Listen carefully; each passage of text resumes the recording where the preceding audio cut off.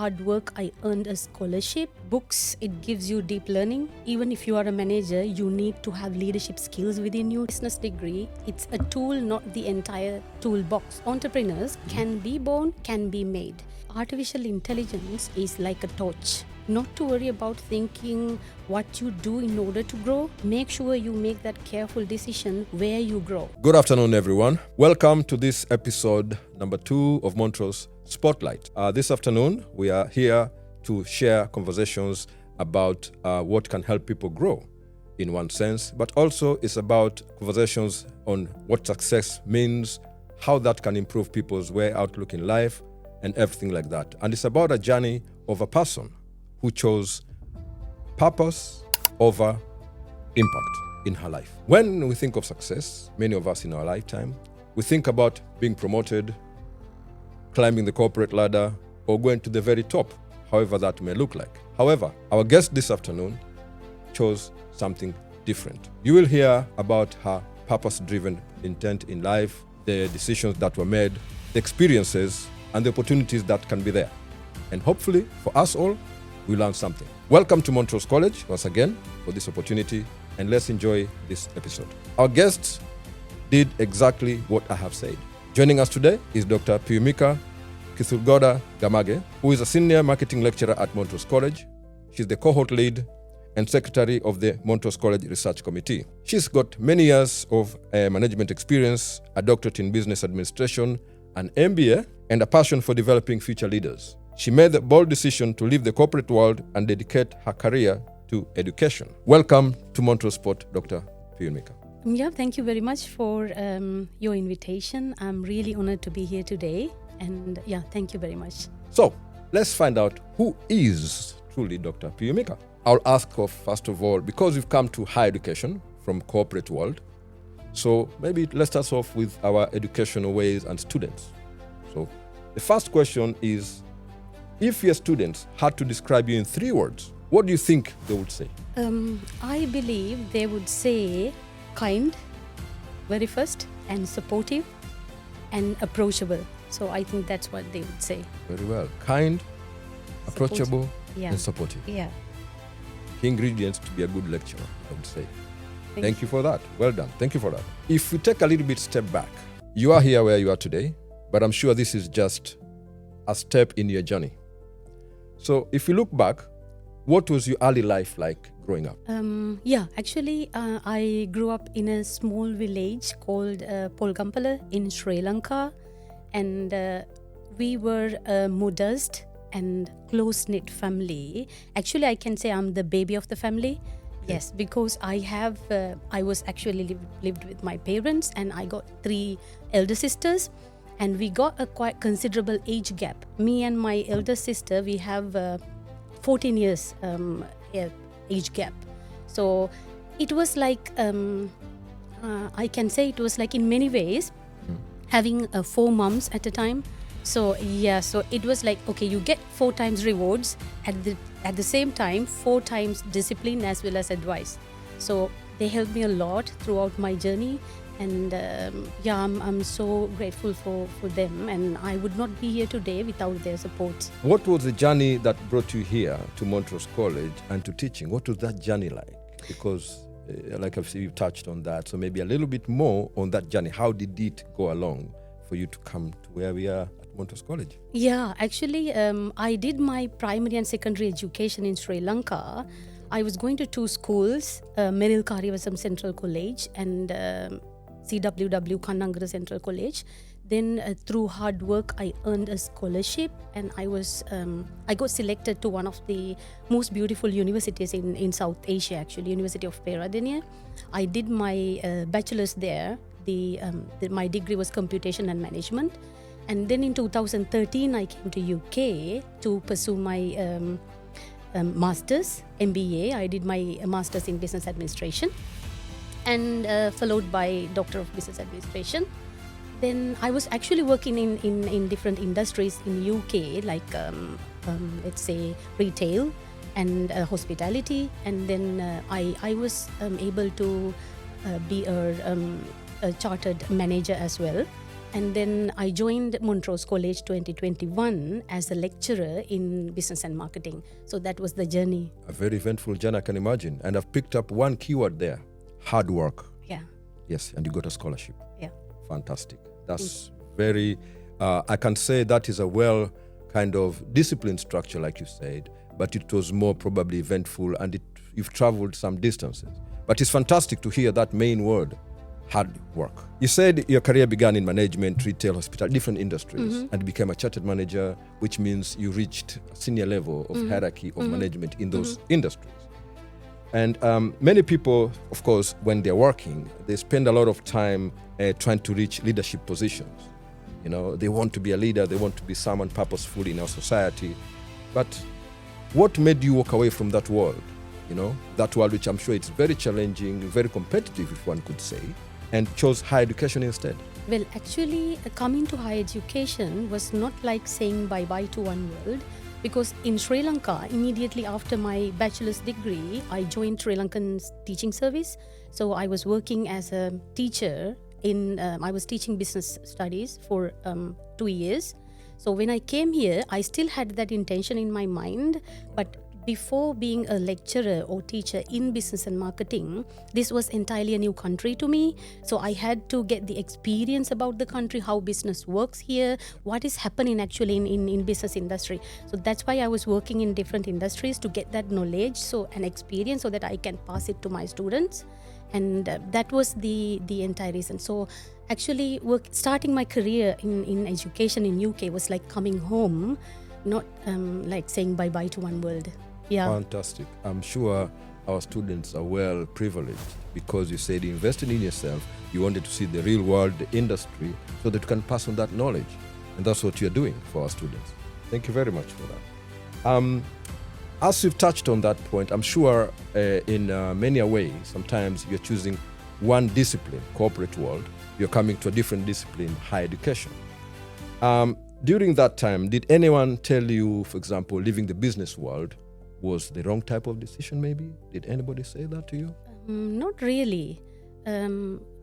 Instead, I have seen a deep respect when I tell someone the job I'm doing. Yeah. And I've seen a deep respect, and they are actually, they know, I think the teachers or the lecturers are shaping the future of the world. Indeed. So from their expressions, I have observed a respect, sometimes even admiration.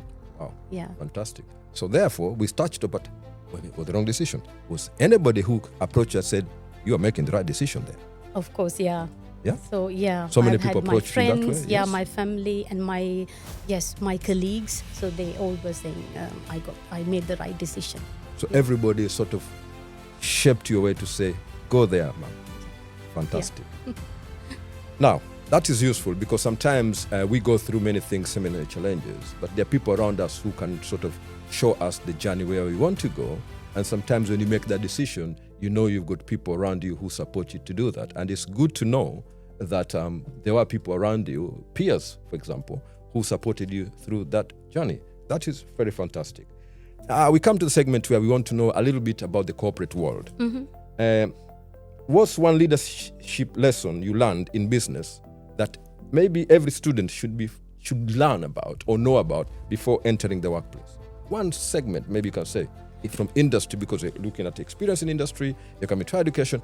What is that you can pass on to the students? Yes, I would like to say that lesson actually would be to be a purpose-driven leader. So that's something very important. Let me give a small example. If you think of a bee, for an example, on the surface, you will see the bee is carrying honey from one point to the other point. But if you see the impact the bee is creating, that pollination, so the future of the entire earth depends on that small task.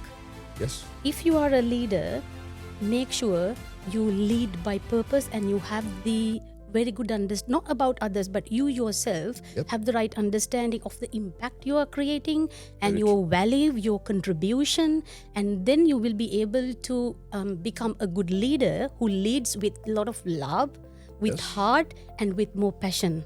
So that's the lesson. Actually, I would like to pass. Absolutely. I totally emphatically agree with you because many times we hear lead by example. but you've said something very kind of in a different way. You have to be leading for a purpose. Yeah. And you have to love and care. And it's about yourself and leading others. Yeah. Very nice. Very good. That is a very well presented kind of presentation, because purpose is what makes us do whatever we want to do in the real world, whatever we may be. Yeah. Now, if someone wanted to become a successful manager today, for example, because we're talking about the corporate world in that sense, and someone wants to become a manager today, in today's world, what qualities would you say matter more than qualification? Qualifications matter, but they give you the credibility to open the doors. So qualifications alone will not make you a successful manager. So you need some qualities within you like compassion, adaptability.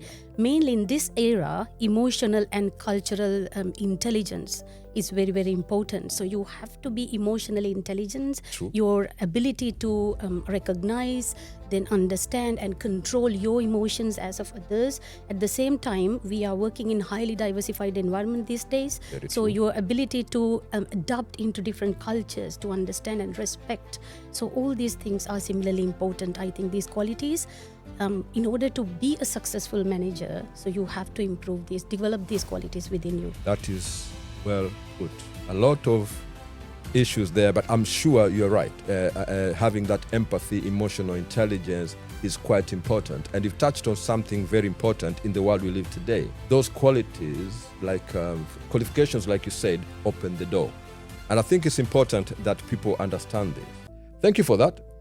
Now we come to the segment about, we call this section the quick fire round. It's just one answer, this or that. Okay. Are we ready? Yeah. Let's we go are for ready. it. Coffee or tea? Tea, especially Ceylon tea. Books or podcasts? Books, it gives you deep learning. I agree. Very true. LinkedIn or TikTok? Well, there I'll be a little bit tricky. One or the other? LinkedIn and TikTok, because you must think about your professional network as well as your social network. Both are similarly important. Well-balanced approach. That was a slow fire round. It is LinkedIn or TikTok. Choose Well, one. I would say in that case, LinkedIn, but think about my answer. First one. I've thought about it. Yeah. Morning or night? Morning, refreshing, energetic. Leadership or management? Leadership, of course. Even if you are a manager, you need to have leadership skills within you to become a good manager. So it's leadership. Big company or startup? Startup, it's because the first step is the most important step in life. So startup. I agree. We were once babies. Favorite business book? The Lean Startup by Eric Ries. The Lean Startup. Yeah, The Lean Startup, yeah. You heard that? The Lean Startup.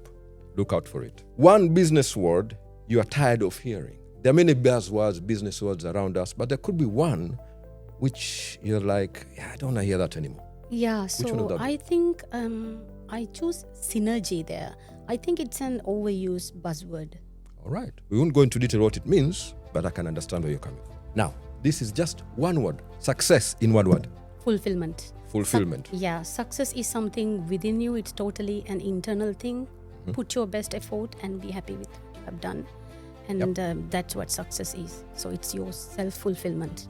Self-fulfillment. Yes. Glad you said that. Because some of us think success is outwardly acquisitions in this world. But it's more internally driven, you say, Yes, isn't it? it is. Fulfillment. And it's Yes. about you feeling that fulfillment. Yes, not comparing with anyone else. It's something internal. Now we come to the reality about, in the business world, many of us, as we grow up, we have certain mindsets or ideas in our mind. It could be a myth, it could be the reality. And sometimes the two maybe can be intertwined. We are not sure which is what. So if, for example, I mentioned 3 statements, I'll read them out for you. Then you can just quick fire say whether it's a myth or a reality. Let's go. You need a business degree to become successful. Myth, because the business degree, it's a tool, not the entire toolbox, not the whole toolbox. So that tool will shape the way you think. It will give you some sort of maturity to you. Yep. It will tell you how to, it will teach you how to make a pause and evaluate before jumping into a conclusion. But a degree itself won't help a person to be in a certain career Yes. and to be successful. So you need hard work.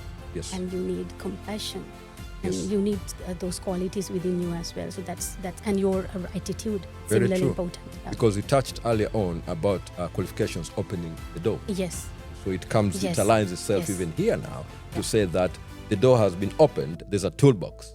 And your degree could be one of the tools. Yeah. But it's about self-actualization and other abilities, skills which you have embedded in you to develop those. Yeah. The next one, entrepreneurs are born, not made. Myth. It's a myth, Yes. All right. Entrepreneurs can be born, can be made.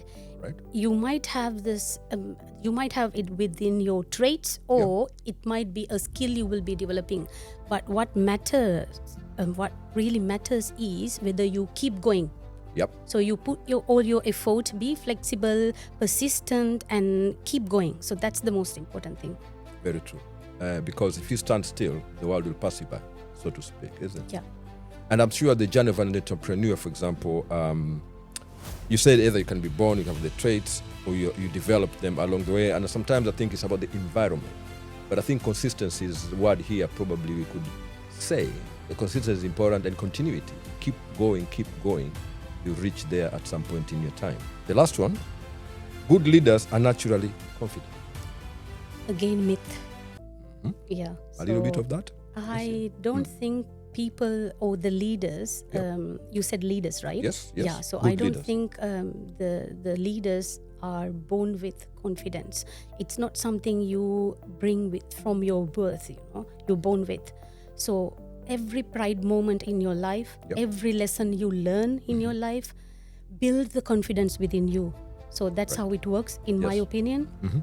And so I would like to say, confidence is not something you should test before you start something, but it is something, you should start whatever you do. You should start it to find the confidence within it. So that's how it works. So don't worry about confidence. Start, so you will find the confidence. Keep going. Wonderful. Yeah. Very useful. This podcast feels like I'm in a classroom learning from you. I tell you. Yeah, start. Then the confidence will come in, because some of us think I need to be confident. It's like if you want to jump into a swimming pool, I need to know how to swim, whatever. But I wouldn't say anybody jump into a swimming pool if you don't know how to swim. But like you said, start, the confidence will come along. Yeah. All right. Now we've done the corporate world. So now we're coming to where we are. Oh. The classroom. Lecturers, the lecture rooms, lecture theaters, if you want to call them. So students, many a times, the experience people have between students and their lecturers or their teachers is within a classroom environment or lecture room. That's where most students see their lecturers. What is something students never realize about being a lecturer, would you say?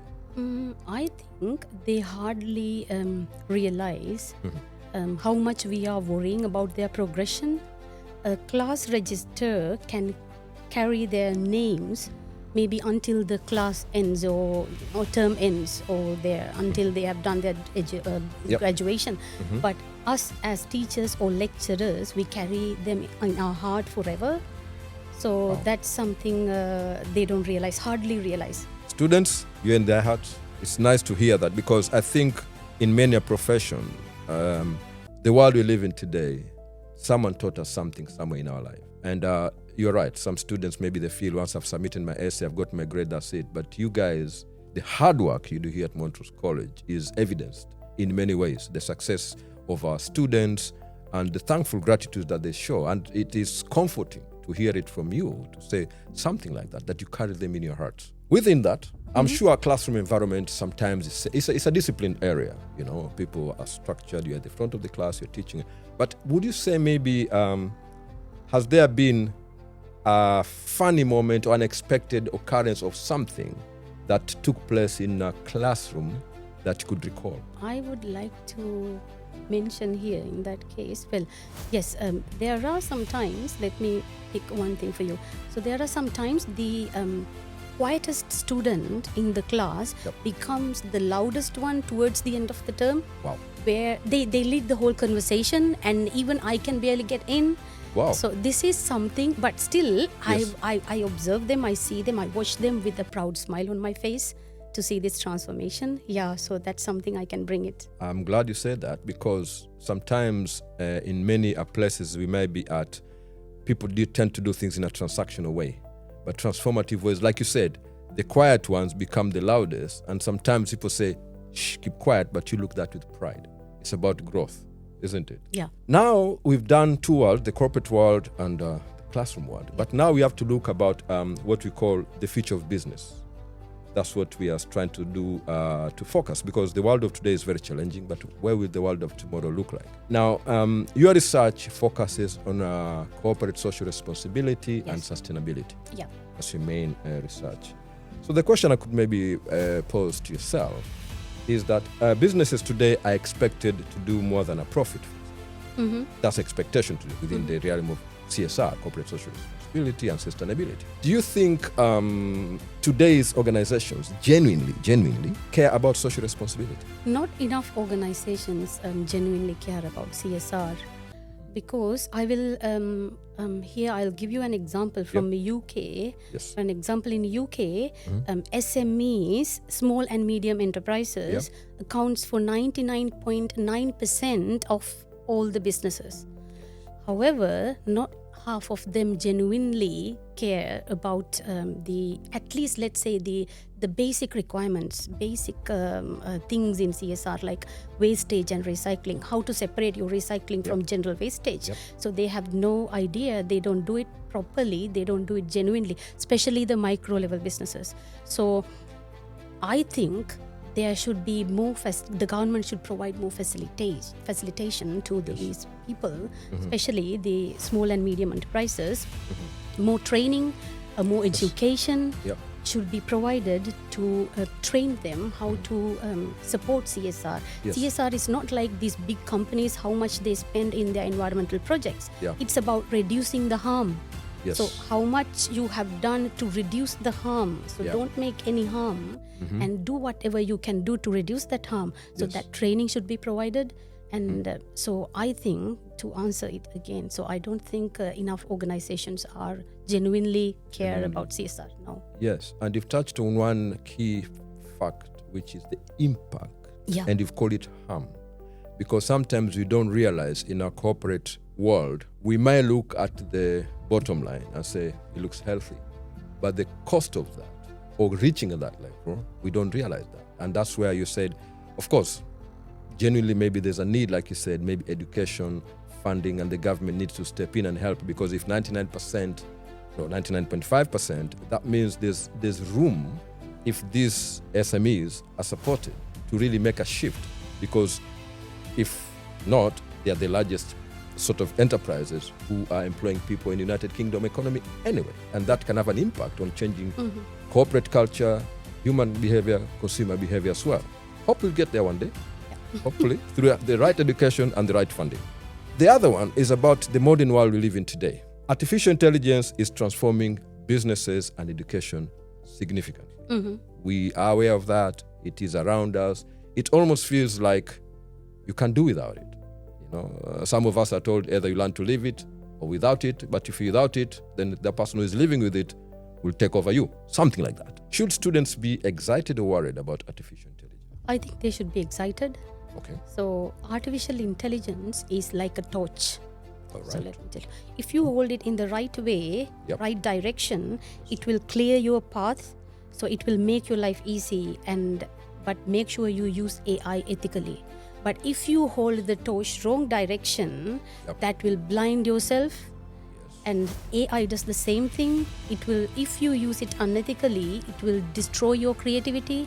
It will destroy your common sense. It will destroy your emotional intelligence. So make sure you use the torch right, accurately and properly.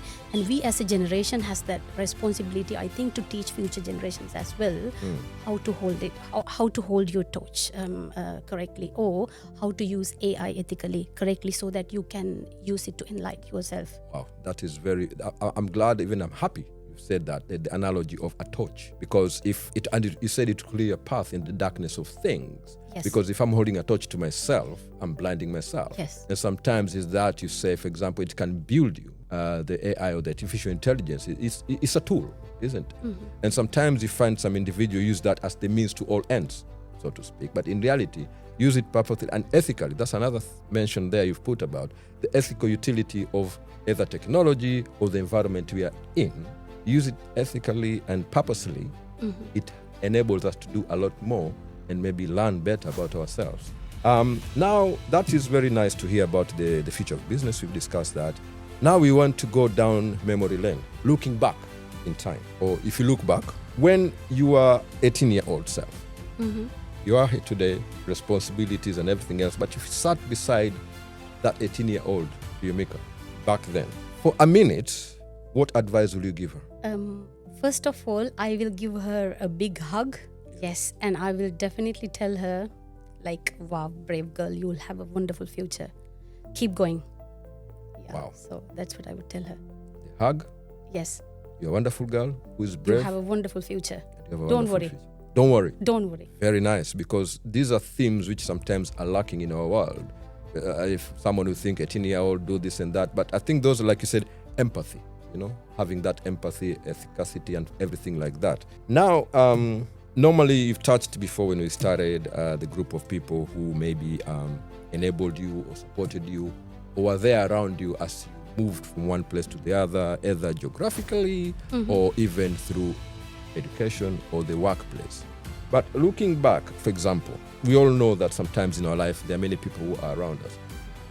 Who would you say helped you to get where you are today? Without a doubt, it's my husband. So he's the one who supported me a lot while I was doing all my higher education and my jobs in UK, and financially, emotionally in my life in many ways. And he has sometimes sacrificed some of his dreams to help me to achieve in my dreams.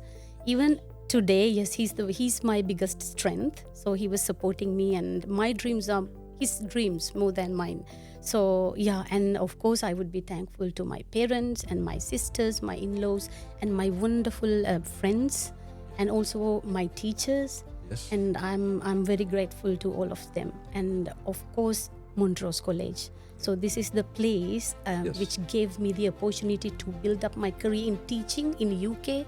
I was completing my doctorate and most of my professional teaching qualifications while being a part of Mont Rose College. So I got that flexibility, motivation, encouragement. You can, you do it, and we'll give you time, don't worry. So this type of support, and I'm very grateful for them. And thank you very much for Mont Rose College. Thank you to share that. It's a very, what you touched on there, there's a personal journey. You thank people journey on a personal level, but there's you could say maybe essentially the corporate, but other people who have shaped your journey, but the closest person to you were able to sacrifice something meaningful to them and support you. And that is noble and very fantastic to hear about that. Thank you for sharing that with us. Now we come to the final question, if I could say. What's one piece of advice you would give someone who, in the world of today, right, in this moment in time, what's the one piece of advice would you give someone who is looking to grow?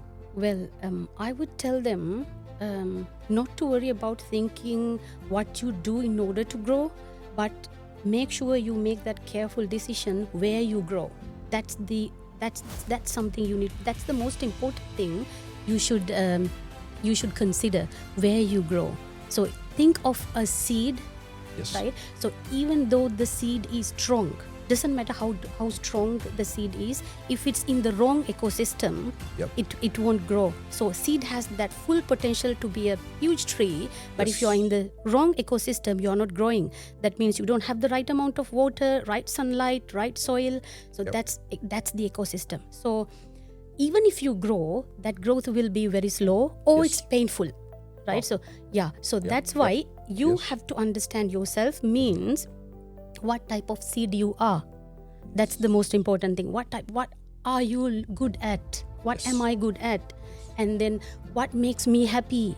Yes. Right? So what's my passion? So think about your skills. So understand yourself first, and then decide where you work, which industry suits you, which employer suits you, who will give you the opportunity to grow. Yes. That's the second most important thing. The third most important thing is the people. So you need to make sure you have good people around you who supports you, who give you that positive vibe and encourage you, and have that genuine happiness to see your growth. When you're winning, who genuinely supports you and have that happiness within them. So you need to have these people around you. So make sure Yes. you are in the right ecosystem. Decide where you grow. So that's my advice. Wow. I've learned a lot today. I was the host, but I've learned a lot. You've said something very important. Make sure you're in the right place or the right ecosystem. Know what type of seed you are. If you're an apple seed, who knows? You've got to be an apple tree. The way you've presented it is important, because sometimes we think in order to grow, I need to do so much. But knowing the right place, the right environment, ecosystem, like you said, and being among right people who will be happy when you win. Yeah. We live in a world where sometimes if you win, it brings another connotations to it. But thank you so much, Dr. Piyumika, for this episode today. I'm really, truly happy to have had this conversation with you. Thank you so much, Mont Rose, once again, for Yes. giving me this wonderful opportunity.